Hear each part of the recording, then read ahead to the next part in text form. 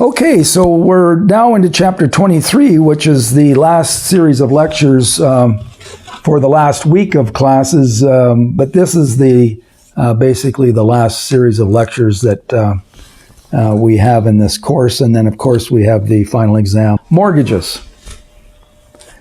Let's start with this. People lend people money. If I lend you $100, and you agree to pay me back the $100 plus something called interest, because people don't lend people money without making money.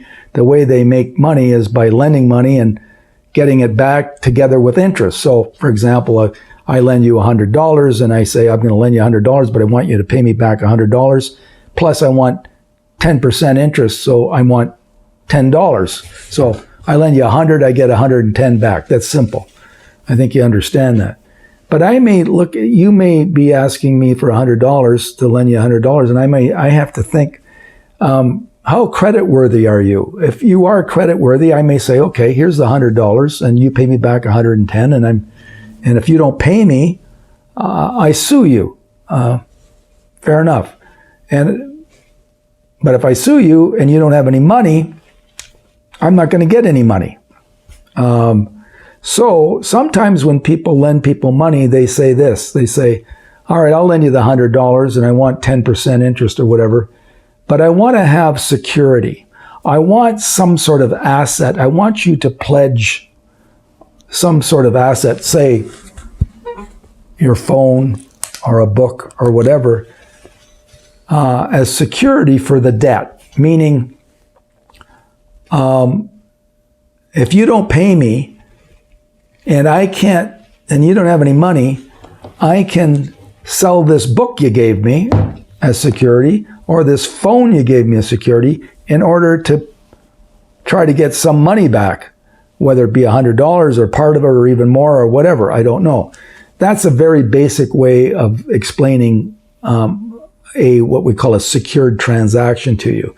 The creditor, the lender, is not depending just on the promise of the borrower to pay him back, but is in addition to that, taking some what we call collateral security from the borrower in order so that the lender can, in the event that the borrower doesn't pay him, can sell that security and get him his loan paid that way.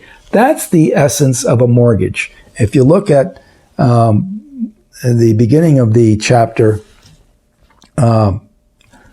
a mortgage is a contract, you'll see that a mortgage is basically a loan transaction whereby the borrower agrees to pay the money back, but more than that, the borrower provides security or a mortgage on his property to the lender so that the lender has security in the event that the borrower doesn't pay him back. Now, if the borrower does make all the payments under the loan contract and pays off the debt, then the mortgage security has to be discharged. That is, that the lender has to discharge the mortgage, and there's no mortgage on the property anymore because the owner has paid off the mortgage. So let's just read through this topic here for a while, and I'll make some comments on it as we go.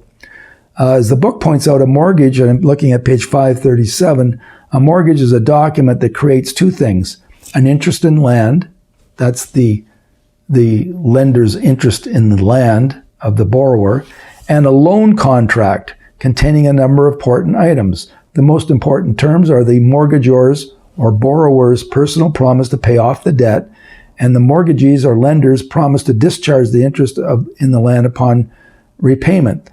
So when you go to the bank and you borrow money and the bank says, we want security of a mortgage, really you are called the mortgagor. You sign a mortgage on your property. You're the mortgagor. You're the borrower. So the borrower is the mortgagor. Actually, you give the bank, let me put it to you this way. The bank gives you the loan. The bank gives you the money. you give a mortgage to the bank on the property. That's why you're called the mortgagor. You know, we get this idea, in loose terms, we talk about going to the bank to get a mortgage. Really, you're going to the bank to get money. You're going to the bank to get a loan, and you give the mortgage to the bank. That's why the bank is called the mortgagee, or the lender. Bank is usually a bank, or the lender is called the mortgagee. So you have the mortgagor and mortgagee. The mortgagor is the owner of the property. He gives the mortgage to the lender, and the lender is gives the money to the borrower and takes the mortgage. And eventually, if the loan is paid off in full, then the bank or the lender has to discharge the mortgage. Now, there's important terms that I want you to know about in every mortgage. And I said we've also, I think, given you on the platform a copy of a mortgage. There's this concept called the amortization period that I want you to know something about. Read about that on page 537.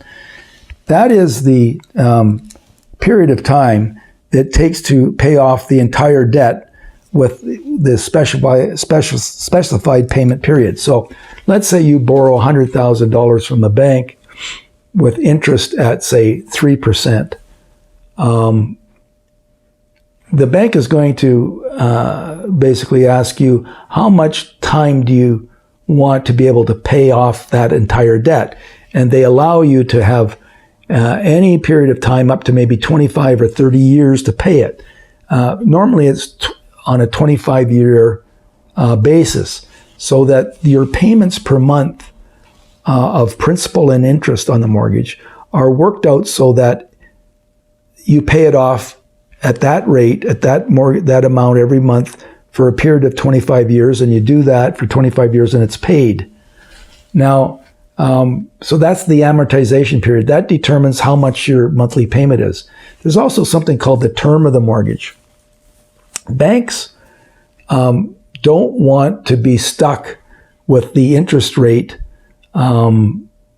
initially negotiated on a mortgage. They don't want to be stuck with that for 25 or 30 years because mortgage rates fluctuate. They go up and down. So what banks do is they say this. They say, we'll lend you the money at, say, 2.5%. But at the end of a period of time, let's say 1 year or 2 years or 3 years or 4 years or 5 years, the term, everything falls due. The mortgage has to be renegotiated at whatever the interest rate that the bank is lending out at that time is. So that if interest rates have gone up, the bank gets to charge you a higher interest rate at the end of the term. Or if interest rates even have gone down, then you get a lesser interest rate. So this is called the term of the mortgage. I don't want to get into too much about that, but there are various terms. There could be could be a 6-month term, right up to 5 or 7 or even 10-year terms here in Canada. If you're interested, you could go online and go to, say, the TD Bank or the Royal Bank and look at their mortgage products and see the different terms of the mortgage and what the interest rates would be. Normally, the longer the term, the higher the interest rate. I won't discuss why that is at this point, but that's what you'll find if you go online and look at that. So we've got amortization period, we've got term, and don't worry about mortgage commitment, but acceleration clause says this, is that at the page, in the middle of page 537, mortgages almost always contain an acceleration clause, which states that upon default of any installment, the whole principal sum of the mortgage falls due. What that means is this, is that if you have a mortgage with the bank and you're paying, let's say, $500 a month, and it's a $100,000 mortgage, and you've been paying that for 6 months or whatever, but you default in a payment. Default is a bad word in law and in accounting. Default means you miss a payment. then what the mortgage provides is that if that goes on for a period of time, it's not just that you owe the $500 that you missed that month, but the whole amount owing accelerates and you owe the whole balance owing on the mortgage. That allows the bank to sue you, basically, and I'll explain that later on in this lecture, for the entire amount rather than just the one payment you miss. So it's important you know this term acceleration clause. So for this first segment under mortgages, please read this page 537 a number of times and try to absorb as much as you can of those concepts. And you can actually, like I say, go online and explore different banks and different what they call mortgage products, what their different interest rates are for different terms. You can even go on and calculate, pretend that you're buying a home and you're getting a loan for $200,000, say $200,000 at 2.5%, and you can look at the amortization rates. Like, let's say you want to pay that off in 10 years, and you'll see what the monthly payment is, or 15 years, you'll see what the monthly payment is, or 20 years. But most people pick, a 25-year amortization rate because that allows people to be able to afford homes. If you have an amortization rate of say five years, where you have to pay off $100,000 in 5 years, you've got to be paying over $20,000 every year, and people can't really afford that amount. So try to familiarize yourself with this term of amortization by going online and looking at the banks and exploring their mortgages and the amount you'd pay if you're conceivably, let's say, borrowing $200,000 or $300,000 mortgage at 2.5%. Go on and look at how much you'd have to pay if you paid that off in 10 years or 15 or 20 or 25, and you'll understand, I think, all of this.